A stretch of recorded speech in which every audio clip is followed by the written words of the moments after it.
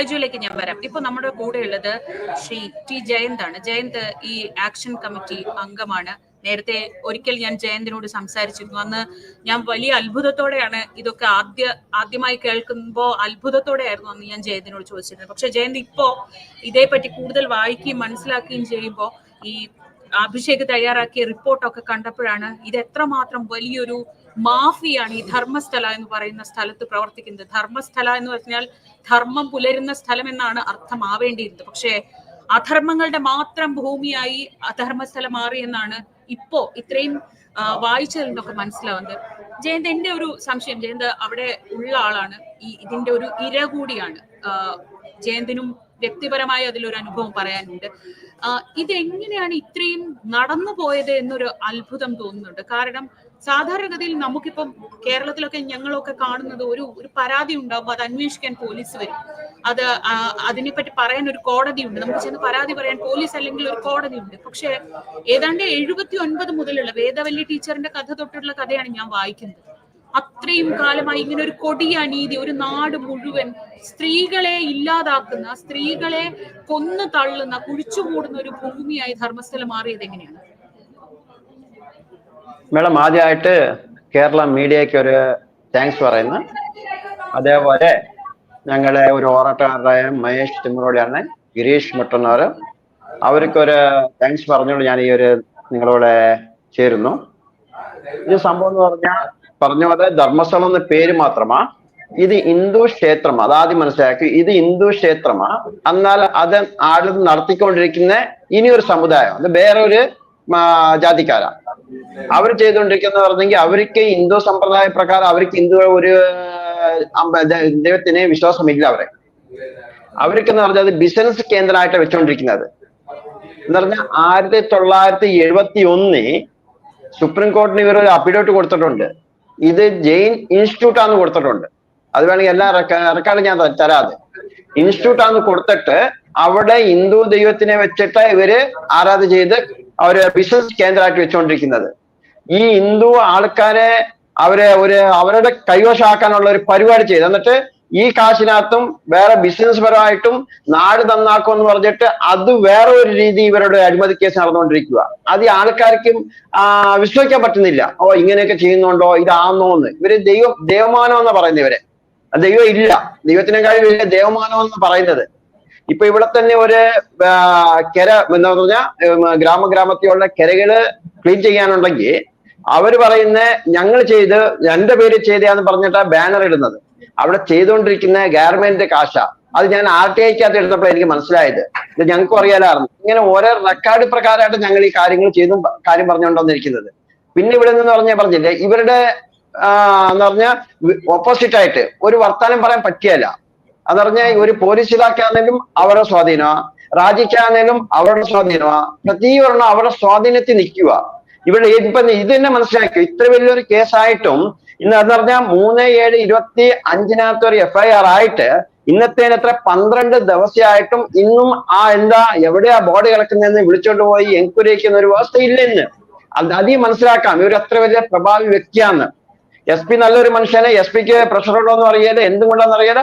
അങ്ങനെ ഭയങ്കര ഡിലേ ആക്കിയുണ്ട്. ഇപ്പൊ ഞാൻ ചോദിക്കുന്നതെന്ന് പറഞ്ഞാൽ എവിടെയെങ്കിലും ഒരു മൃതദേഹം ഉണ്ട്, ഇല്ലെങ്കിൽ ഇത്രദേഹം മൃതദേഹം കുഴിച്ചിട്ടുണ്ടെന്ന് പറഞ്ഞു. കുഴിച്ചിട്ടുണ്ടെന്ന് പറഞ്ഞ ഒരു സ്റ്റേഷനിലോട്ട് ഒരു പരാതി വന്നു കഴിയുമ്പോൾ ഇവര് ഇല്ലാതെ ന്യായാലയത്തിൽ കൊണ്ടുപോകണം, അവന്റെ 164 സ്റ്റേറ്റ്മെന്റ് എടുക്കണം. ഇതെല്ലാം ചെയ്തിട്ടാണോ ഈ ബോഡി എടുക്കാൻ പോകുന്നത്? അതാ ഇവൻ പറഞ്ഞത് സത്യമാണോ കള്ളമാണോ പറഞ്ഞിട്ട് ഒരു FIR ദാഖൽ ചെയ്തിട്ട് രജിസ്റ്റർ ചെയ്തിട്ട് ഇവർ പോയി അവിടെ ബോഡി എടുത്തു കഴിഞ്ഞിട്ട് ഇവൻ പറഞ്ഞ പോലെ ബോഡി കിട്ടുന്നുണ്ട്, കുറെ ബോഡി ഉണ്ട്, അത് കഴിഞ്ഞ് ഇവന്റെ സ്റ്റേറ്റ്മെന്റ് എടുക്കാം, ഇവന് ജീവബദരിക്ക് കാണുമെന്ന് ഇല്ല ജീവത്തിന് അപായം ഉണ്ടെന്ന് പറഞ്ഞ് ആ രീതിയാണോ ചെയ്യേണ്ടത്?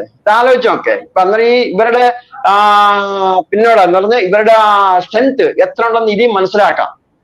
ഒരു ഗവൺമെന്റ് മുമ്പ് ചെയ്യുന്നതല്ലോ, വേറെ എത്രയോ വലിയ കേസുകൾ, ചെറിയ കേസുകൾ വലിയൊരുതായിട്ട് വരുന്നുണ്ടല്ലോ. ഇതെന്തിന് ഈ ലോകം ഇടീ വിറപ്പിക്കുന്ന ഒരു അവിടെ പറയുന്ന പോലെ 100, 200 അല്ലത് അവിടെ ഉള്ളത്. 100, 200, 300 അല്ല. അതെത്ര ജയന്ത് ഒരു RTI ആക്ടിവിസ്റ്റ് ആണെന്ന് എനിക്കറിയാം.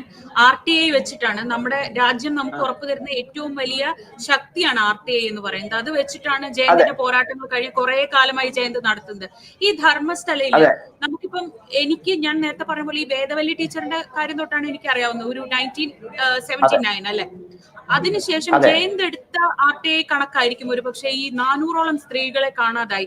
അത് ഏത് കാലയളവിലാണ്, അത് ഏതൊക്കെ ഭാഗത്തു നിന്നാണ് കാണാതായത്? ഈ ബെൽത്തങ്ങാടി പോലീസ് സ്റ്റേഷനാണല്ലോ ആദ്യകാലത്ത് ഉണ്ടായിരുന്നത്. 2015 ധർമ്മസ്ഥല സ്റ്റേഷൻ വരുന്നത്. അതുവരെയുള്ള കണക്കുകൾ വെച്ച് നോക്കുമ്പോൾ ഏത് മേഖലയിൽ നിന്ന് ഈ 400 സ്ത്രീകളെ ഒന്നുകിൽ കാണാതായി, അല്ലെങ്കിൽ ദുരൂഹമായ നിലയിൽ കൊല്ലപ്പെട്ടു, അതല്ലെങ്കിൽ മൃതദേഹം കണ്ടെത്തി, ഇങ്ങനെയൊക്കെയാണല്ലോ അല്ലെ? അതൊന്ന് വിശദീകരിക്കാമോ? ഈ 400 എന്ന് പറഞ്ഞാൽ ഈ ഒരു ഗ്രാമത്തെ അല്ല, ഈ ഗ്രാമത്തെ ഉള്ളത് 10,000 ആൾക്കാരുടെ അടുത്ത ഈ ഗ്രാമത്തുള്ളത്. ഈ ഗ്രാമത്തെ മാത്രമല്ല, ഇതേ ദേശത്ത് നിന്ന് ഇല്ലെങ്കിൽ ഈ അടുത്ത രാജ്യത്ത് നിന്നെല്ലാം വന്നവരും ഉണ്ട് ഇതിനകത്ത്. ഇവിടെ എന്ന് പറഞ്ഞാൽ ഏതെങ്കിലും പാപ്പ ഒരു നല്ല ക്ഷേത്രമെന്ന് വരും വന്ന്, ഞാൻ പറഞ്ഞില്ലേ ഇതിന് മുമ്പേ പറഞ്ഞാൽ വന്നു കഴിഞ്ഞാൽ ഇവിടെ തന്നെ ലോഡ്ജ്, അവരുടെ ഒരു 3 കിലോമീറ്റർ ഇപ്പം തന്നെ ഒരു ഓർഡർ ഉണ്ട്, 3 കിലോമീറ്റർ വ്യാപ്തിക്കകത്ത് വേറെ ഒരാളും ലോഡ് കിട്ടിക്കല്ല, അവിടെ ഒരു ബിസിനസ് ഇവരുടെ മാത്രം എല്ലാം നടക്കണം, എല്ലാം ഇവര് തന്നെയാ. ആ ലോഡ്ജിൽ വരുന്ന ഒരു കൊച്ച്, അതാ 400 പറയാം, 400 പറഞ്ഞ ഒരു കണക്കല്ല അത് ഗവൺമെന്റ് ഒരു കണക്ക് പ്രകാരം വന്നേക്കുന്ന, അത് വിട്ടുവിടാം, അത് എടുക്കേ വേണ്ട. 2016 ഇവിടുത്തെ VS ഉഗ്രപ്പ എന്ന് പറഞ്ഞിട്ട് MLC പുള്ളി ഒരു സർവേ നടത്തിയിട്ട് ഒരു റിപ്പോർട്ട് കൊടുത്തിട്ടുണ്ട് ഗവൺമെന്റിന് 2018 3 ദിവസത്തിന് ഒരു അസഹജസാവ് എന്ന് പറഞ്ഞാൽ അറിയാത്ത ഒരു കൊല ആയിക്കൊണ്ടിരിക്കുന്നെന്ന് കൊടുത്തേക്കുന്നത്. അത് ഗവൺമെന്റിന് ഒരിച്ചിരി വറുതി കിട്ടിയല്ലേ?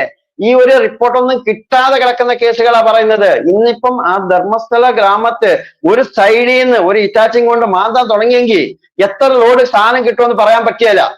ഇതിപ്പോ 450 കണക്കേ അല്ലത്, അത് പറയേണ്ട ആവശ്യമേ ഇല്ല, അത് ഗവൺമെന്റ് കണക്കിനുള്ളതാ.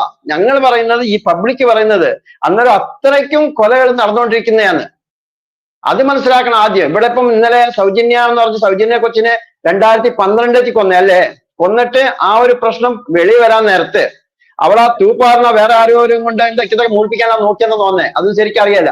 എന്നാലും ആ ഒരു കേസിന് അത് അവിടെ പ്രതിഭടന എന്ന് പറഞ്ഞ പ്രക്ഷോഭം ഒത്തിരി ആയപ്പം ആ അമ്പലത്തിൽ വന്ന് ഒരുത്തന മണ്ഡലം കെട്ടിവെച്ചത് കേസ്, അവൻ സുബ്രഹ്മണ്യ അമ്പലത്തിൽ പോയിട്ട് ഈ ക്ഷേത്രത്തിൽ വന്ന് ഇവിടെ വൈകുന്നേരം ബസ്സിന് പോകാനായിട്ട് കാത്തിരിക്കുമ്പോൾ അവന്റെ മണ്ട കെട്ടിവെച്ചത്. അവൻ പറയുന്നത്, ഇന്നലെ ആ പുള്ളിയുടെ വക്കീലായിട്ട് ഞങ്ങൾ കാര്യം പറഞ്ഞു, അവൻ പറഞ്ഞ സ്റ്റേറ്റ്മെന്റ് എന്ന് പറഞ്ഞെങ്കിൽ 3 മാസം കഴിഞ്ഞിട്ടാണ് ഈ കേസ് സൗജന്യയുടെ കേസ് CIDക്ക് കൊടുക്കുന്നത്.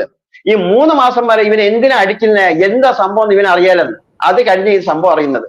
അവനെന്ന് പറഞ്ഞാൽ അമ്പലത്തിൽ കൂടെ പോയിട്ട് ഈ മന്ത്രം ജപം ചെയ്ത് ഇങ്ങനെ ജീവിക്കുന്ന ഒരു മനുഷ്യനവൻ. ഇന്ന് അവരുടെ കുടുംബം പോയി കാണണം, അവരുടെ കുടുംബത്തിന്റെ അവസ്ഥ കാണണം. കുടുംബത്തെ ചേട്ടനുണ്ട്, അനിയന്മാരുണ്ടായിരുന്നു, അനിയന്മാരെല്ലാം എന്ന് പറഞ്ഞാൽ പെണ്ണാരും കൊടുക്കുകയല്ല, പെണ്ണ് കെട്ടാനായി, അങ്ങനെ ടോട്ടലായിട്ട് അത് നാശമായെന്ന് പറയാം. ഒരു കുടുംബം നാശം ചെയ്ത്, ഇതേപോലെ എത്ര കുടുംബങ്ങളെ ഇവർ നാശം ചെയ്തേക്കുന്നത്. 1, 2 കുടുംബമല്ല നാശം ചെയ്തത്. വേദവല്ലിന്റെ കുടുംബം നാശം ചെയ്ത്, പത്മലത കുടുംബം എങ്ങനെയായത്, ആ അപ്പൻ ലാസ്റ്റ് വരെ ഫൈറ്റ് ചെയ്ത് ലാസ്റ്റ് ആവിയൽ എന്ന് പറഞ്ഞ് വിട്ടത്. അതല്ല ആനമാവത്തന്റെ പറഞ്ഞ പാവ ആനേനെ വളർത്തിക്കൊണ്ടിരുന്നവനായിരുന്നു. അവരുടെ തല അരക്കല്ലെടുത്തിട്ട് ആലോചിച്ചോക്കെ, വേണമെങ്കിൽ ആ വീഡിയോ കാണിക്കാം. അരക്കല്ലെന്ന് പറഞ്ഞാൽ വലിയ അരക്കല്ലെടുത്തിട്ട് തലയിലെ കെട്ടിച്ചു കൊടുക്കുക. അവരെത്ര ക്രൂരികളാണ് മനസ്സിലാക്കുക. അവിടെ ഒരു തെളിയുന്നില്ല. ഞാൻ പറഞ്ഞു നാരായണനും യമുനയും ഒരു സഹോദരിയും അതും ബസ് സ്റ്റാൻഡിനോട് ചേർന്നൊരു സ്ഥലം. അതൊക്കെ കേൾക്കുമ്പോൾ പേടിയാവുന്നു. 2012 ഈ കാര്യം നടക്കുന്നത്. ചേർന്ന് KSRTC ബസ് സ്റ്റാൻഡിന്റെ തൊട്ടടുത്തുള്ള മുറിയിൽ പട്ടാപ്പകൽ 2 പേരുടെയും ക്രൂരമായി. അവരുടെ കാര്യത്തിൽ എനിക്ക് തോന്നുന്നത് ഭൂമിയായിരുന്നു പ്രശ്നം, അവരുടെ ഭൂമി വേണമായിരുന്നു, അതായിരുന്നു അവരുടെ പ്രശ്നം അല്ലെ? അതെ, അതെടുത്തിട്ട് അതിനകത്ത് ഒരു ബിൽഡിംഗ് കെട്ടിയിട്ടുണ്ട്. ഇപ്പം അതിനകത്ത് ഒരു ബിൽഡിംഗ് കെട്ടി വലിയ ഓട്ടം നടത്തിക്കൊണ്ടുണ്ട്, ലക്ഷങ്ങൾ വ്യാപാരം ചെയ്തുകൊണ്ട്. ഇന്ന് ഇവർക്ക് വേണ്ടതെന്ന് പറഞ്ഞാൽ ഇവർക്ക് ഒരുത്തന് ഭൂമി വേണം, ഒരുത്തന് പെണ്ണ് വേണം. ഇത് തന്നെ അവിടെ നടന്നുകൊണ്ടിരിക്കുന്നത്. ഈ വലിയ മേളിലുള്ളവർ ഈ ഇവര് ചെയ്യുന്ന പണിയും കൂടെ ചെയ്ത് താഴോട്ടും അവർ അതന്നെ ചെയ്തുകൊണ്ട് വരുന്ന, ആരും ചോദിക്കാൻ പറയാനില്ല. അവിടെ ഇതുവരെ പറഞ്ഞ പോലെ ധർമ്മസ്ഥലം എന്ന് പറഞ്ഞ് ഇത്ര വലിയ ക്ഷേത്രമാണ്, ഇത്ര ലക്ഷം ആൾക്കാർ മാസങ്ങൾ വന്നുകൊണ്ടുണ്ട്. അന്നേരം എന്തും കൊണ്ട് അന്നേരം ഈ പുള്ളി ഇവരൊക്കെ കാര്യം പറഞ്ഞിട്ട് ഇവിടുത്തെ ഒരു പോലീസ് സ്റ്റേഷൻ വേണം, ഇത്ര ആൾക്കാരുണ്ട്, ഈ ഗ്രാമത്തിൽ ഇത്ര ആൾക്കാർ വന്നു പോയിക്കൊണ്ടുണ്ട്, ഇത്ര ഇങ്ങനെ നടന്നുകൊണ്ടുണ്ട്, ഇവിടെ വേണം, എന്തും കൊണ്ട് ചെയ്തില്ല. സൗജന്യയുടെ കൊല കഴിഞ്ഞിട്ട് വേണം അത് ചെയ്യാനായിട്ട്, അല്ലെ സൗജന്യ അതിനുവേണ്ടി വരണമായിരുന്നോ? ഇത് ഉത്തരം പറയണമല്ലോ. ഇപ്പൊ അതല്ല, ഇപ്പൊ നോക്കി, ഇത് എന്നും കൊണ്ട് ഇത്ര ഡിലേ ആയിക്കൊണ്ടിരിക്കുന്നത്. ഇന്നിപ്പോ അതുകൊണ്ട് നമ്മളിപ്പോ OIC വക്കീല് എന്ന് പറഞ്ഞാൽ നമ്മുടെ OIC ഗൗഡ വക്കീലും സച്ചിൻ ഗൗഡനുണ്ടല്ലോ, ഇവരുടെ നേതൃത്വം ഇന്നിപ്പം പറഞ്ഞേക്കുന്നതെന്ന് പറഞ്ഞെങ്കിൽ SIT തള്ള ഗവൺമെന്റ് രചന ചെയ്യുകയാണെങ്കിൽ അതിനകത്ത് IPS ഇപ്പോഴത്തെ DGP പ്രണാബ് മോഹന്തി അവരുടെ നേതൃത്വം തന്നെ ചെയ്യണമെന്നുണ്ട്. അതിപ്പം പ്രഷർ ചെയ്യണം എല്ലാവരും കൂടിയിട്ട്. ഇപ്പം ഗവൺമെന്റ് എന്ന് പറഞ്ഞാൽ കോൺഗ്രസ് ഗവൺമെന്റ് ആണല്ലോ ഇവിടെ കർണാടകത്തിൽ. എല്ലാവർക്കും അവർ പറയാമല്ലോ, റോഡ് ഇങ്ങനെ ആയിട്ടുണ്ട്, കേരളത്തിൽ വന്നിട്ടുണ്ട്, എല്ലായിടത്തും വന്നിട്ട് ഇതും കൊണ്ട് ഇങ്ങനെ ഒരു തണ്ട രചനയാണ് പറയാമല്ലോ. ഇന്ന് ലോകം അറിയുന്ന സംഭവം അല്ലയോ? എന്തുകൊണ്ട് ഇവർ മിണ്ടാതിരിക്കുന്നു? എന്തുകൊണ്ട് മുഖ്യമന്ത്രി മിണ്ടാതിരിക്കുന്നു? ഗൃഹ സച്ചിൻ എന്തുകൊണ്ട് മിണ്ടാതിരിക്കുന്നു? നിങ്ങൾ പറഞ്ഞ പോലെ ശരിയാ, കേരളത്താരെന്ന് പറഞ്ഞാൽ ഭയങ്കര ആയല്ലേ, ഇവിടെ എന്തിനു മിണ്ടാതിരിക്കുന്നു? ഇവരെ പേടിച്ചിട്ടാ? അല്ലെങ്കിൽ ഇവരെങ്ങനെ ഗവൺമെന്റ് വന്ന് ഇടുമെന്ന് പേടിച്ചിട്ടാ? ഇതിന് ഉത്തരം വേണമല്ലോ. ഇവരാരാണ് തരം? അതിന് ഞാൻ പറയുന്ന പോലെ ഇന്ത്യയിലെ ഒരു ഭാഗമല്ലേ ഇത്? ഇന്ത്യയിൽ ഇല്ലയോ ഇത്? ഈ ഗ്രാമം ഇല്ലെങ്കിൽ വെളുത്തങ്കൽ താലൂക്ക് ഇന്ത്യയിൽ നശിക്കാത്തില്ലയോ?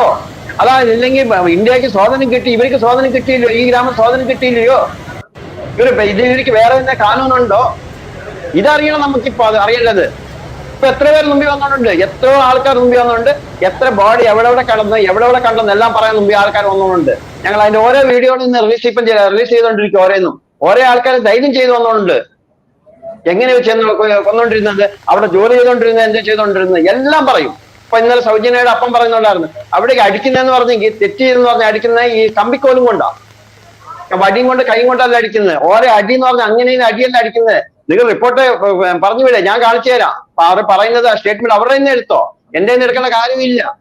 അവര് തന്നെ പറയും ഓരോ കാട്ടി ചെന്ന് എത്ര തലയോട്ടികൾ കിട്ടുമായിരുന്നു, എത്ര എല്ല് കിട്ടുമായിരുന്നു, അവര് തന്നെ പറയും. ഇവിടെ വന്നാൽ അറിയുള്ള അവസ്ഥ എന്താണ്? ഇത് ലോകം അറിയുന്ന ഒരു സംഭവം. എന്നാൽ ഇവർ എന്തിന് ഇത്ര ഡിലേ ചെയ്യുന്നത് അറിയുന്നില്ല.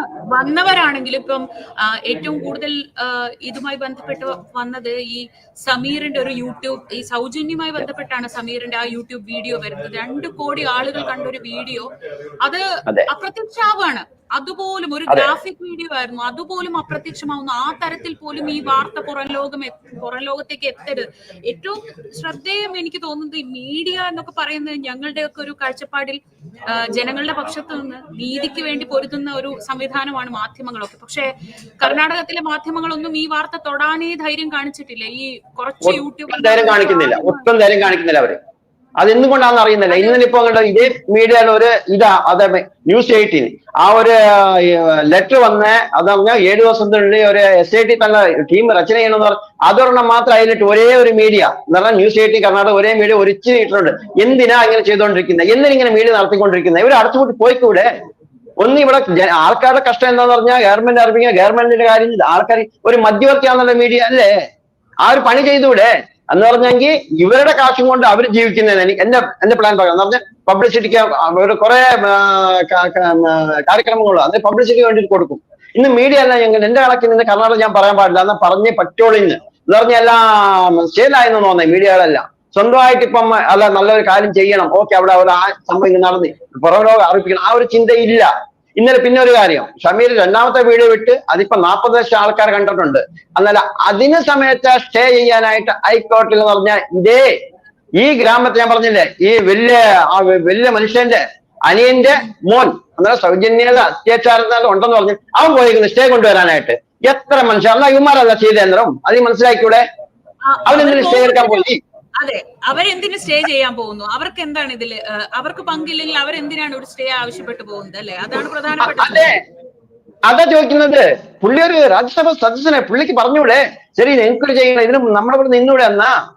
എന്തും നിൽക്കുന്നില്ല, ഒരു സ്റ്റേറ്റ്മെന്റ് കൊടുക്കുന്നില്ല, ഒരു ശുദ്ധികോശം വിളിക്കുന്നില്ല ഇവര്, ഇതൊന്നുമില്ലല്ലോ.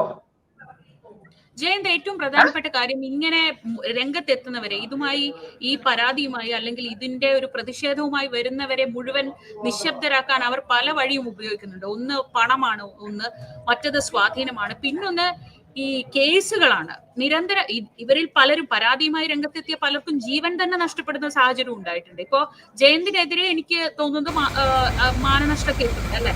നിങ്ങൾ ഈ സൗജന്യ ആക്ഷൻ കൗൺസിലിലെ മിക്കവാറും ആളുകളൊക്കെ കോടികളുടെ മാനനഷ്ട കേസ് നേരിടുകയാണ്.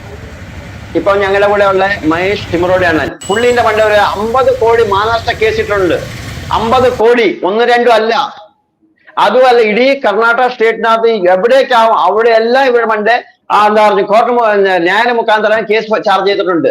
ഇതന്നെ പുള്ളിക്ക് പണി. പോവുക, ആ കോർട്ടിൽ പോവുക, ഈ കോർട്ടിൽ പോവാന്ന് പറഞ്ഞിട്ട് ഇതന്നെ പരിപാടിയായി. ഇതേപോലെ തന്നെ ഗിരീഷ് മട്ടൻ എന്ന് പറയുന്നുണ്ട്, ഒരു നമ്മുടെ പോലീസ് ഓഫീസറാണ്, മാജി പോലീസ് ഓഫീസർ. പുള്ളീനെ മണ്ടേ ഇതേപോലെ തന്നെ കേസ് ഇട്ടേക്കുന്നത്. എന്റെ മണ്ട 2.5 കോടി മഹാരാഷ്ട്ര കേസ് ഇട്ടിട്ടുണ്ട്. എന്റെ മണ്ട ഇനി 3-4 സ്റ്റേഷനിൽ കേസ് ഇട്ടിട്ടുണ്ട്. ഇന്നലെ ഒരു സ്റ്റേഷനിൽ വിളിച്ചു ചോദിക്കുന്നുണ്ടായിരുന്നു, എന്നോട് വിളിച്ചു ചോദിച്ചു നിങ്ങൾ എന്തും കൊണ്ട് വരുന്നില്ല സ്റ്റേഷൻ. ഞാൻ പറഞ്ഞു ഒരു 150 കേസ് എന്റെ മണ്ട ഇട്ടെന്ന്. ഞാൻ എവിടത്തേനാ വരണ്ടേ? അത് പറഞ്ഞു ഞാൻ എവിടെ വരണം പറ. ഞങ്ങളിപ്പം തീരുമാനിച്ചെന്ന് പറഞ്ഞാൽ നിങ്ങൾ കേസ് ഇട്ട് എന്താ അറസ്റ്റ് ചെയ്ത് ജയിലിൽ ഇട്, കുഴപ്പമില്ല. ഞങ്ങൾ പേടി എന്ന് പറഞ്ഞെങ്കിൽ ജയിലിൽ പോകുന്നതിന് പേടിയില്ല. എന്നാലും പോകുന്ന വഴി തന്നെ ഇവർ കൊല്ലും. ഒന്നും കൊല്ലാൻ പറ്റില്ലെന്ന് പറഞ്ഞാൽ അവർ ജയിലിൽ കൊണ്ടുപോയിട്ട് അവിടുത്തെ പറഞ്ഞാൽ സ്ലോ പോയിസൺ ആയിട്ട് മരുന്ന് തന്നിട്ട് അതിനെ ഇവർ കൊല്ലും. ഇതാ ഇവരുടെ പരിപാടി. അതോടത്തെ പേടിയല്ല, വേറെ ഒരു പേടിയില്ല, വേറെ ഒരു രീതിയിലും പേടിക്കുന്നില്ല. ഞങ്ങൾക്കിപ്പോ റോഡിലേക്ക് ഇറങ്ങി നടക്കാൻ പേടി എന്ന് പറഞ്ഞെങ്കിൽ ഇവരെ ആക്സിഡന്റ് ആയിട്ട് കൊല്ലും. അത് ആക്സിഡന്റ് കേസല്ലേ? ആരെ കൊന്നതില്ല, ഒന്നുമില്ല. അതായത് ഇവർക്ക് സ്വാധീനം ചെയ്യാൻ പറ്റാതെ ഞങ്ങൾ 3-4 പേരെ ഇവർക്കൊന്നും ചെയ്യാൻ പറ്റിയിട്ട് ഇന്നുവരെ. അതിനും ഡീലിന് വന്നേ അവര്, കോടികൾ ഡീലിന് വന്ന്. അതിനൊന്നും നമ്മളത് അതാക്കിയതല്ല. ന്യായമായിട്ട് ഇത് ശരിയാവണോ ഒറ്റ ഒരു ഉദ്ദേശം കൊണ്ട് ഞങ്ങൾ മുന്നോട്ട് കാലം വെച്ചിട്ട്. ഇപ്പൊ പത്മലത 38 വർഷമായി കേസിന്റെ. അതിപ്പോ ഞങ്ങൾ രണ്ടാമത് റീഓപ്പൺ ചെയ്യാനായിട്ട് അതിന്റെ ഇതെല്ലാം റെഡി ആക്കിക്കൊണ്ടിരിക്കുക. അത് ഓപ്പൺ ചെയ്യണം. ആ ജീവനത്തെ സാക്ഷി എന്ന് പറഞ്ഞാൽ ഇന്നും ഉണ്ട്. ആരാ വിളിച്ചോണ്ട് പോയത്, ഏത് കാരണത്താ കൊണ്ടുപോയത്, ആരൊക്കെ കണ്ടു, ആരൊക്കെ ഇതിന് ബോധം പാനായിട്ട് ഇഞ്ചക്ഷൻ കൊടുത്തു, എല്ലാം അറിയാം. അതിപ്പോ എല്ലാവരുടെയും പേര് വെളിപ്പെടുത്തിയിട്ട് ഞങ്ങൾ പോകാനുള്ള എല്ലാം പ്ലാൻ ചെയ്തുകൊണ്ടിരിക്കുക. ഇത്ര പേടിക്കാറുണ്ട്, ഇനി പേടിക്കുന്ന പരിപാടി ഇല്ല. അവർക്കും ധൈര്യമായി, അവരുടെ വീട്ടുകാർക്ക് ഇപ്പം ധൈര്യമായി. അതുകൊണ്ട് പേടിക്കുന്ന പരിപാടി ഇനി മുമ്പിലോട്ടല്ല പോകാൻ പോകുക. അത് ആൾക്കാരും അതേപോലെ മുമ്പിൽ വന്നു. ഇനിയിപ്പോ കംപ്ലൈന്റ് കൊടുക്കാനും ആരുടെ മക്കളൊക്കെ കാണാതായി അവരെല്ലാം കംപ്ലൈന്റ് കൊടുക്കാൻ വന്നുകൊണ്ട് കേരളത്തിൽ അതേപോലെ പറഞ്ഞ് അവിടെ നിന്ന് ആരെങ്കിലും വന്ന് ഇവിടെ കാണാതെയായി കംപ്ലൈന്റ് കൊടുക്കാൻ പോയത് കംപ്ലൈന്റ് എടുത്തില്ല, അങ്ങനെ തിരിച്ചു വിട്ട്. അങ്ങനെയുള്ളവർക്ക് ഇപ്പൊ ഇവിടെ മംഗലാപുരം SP-ന്റെ അടുത്ത് വന്നിട്ടോ ഇല്ലെങ്കിൽ അവിടെ തന്നെ ഒരു കംപ്ലൈന്റ് കൊടുത്തിട്ട് അതിന്റെ രീതി നമുക്ക് മുമ്പിലോട്ട് പോകാമെന്ന് ഞാൻ പറഞ്ഞുകൊണ്ടിരിക്കുന്നത്. ഇത് കണ്ടുകൊണ്ടിരിക്കുന്ന പ്രേക്ഷകരുടെ ശ്രദ്ധയിലേക്ക് ഒരിക്കൽ കൂടി ഈ സംഭവം എന്താണെന്ന് അറിയാത്തവരുണ്ടാവും ഒരു പക്ഷെ. ധർമ്മസ്ഥല എന്ന് പറയുന്നത് നമുക്കൊക്കെ കേട്ടുപരിചയമുള്ളത് ഒരു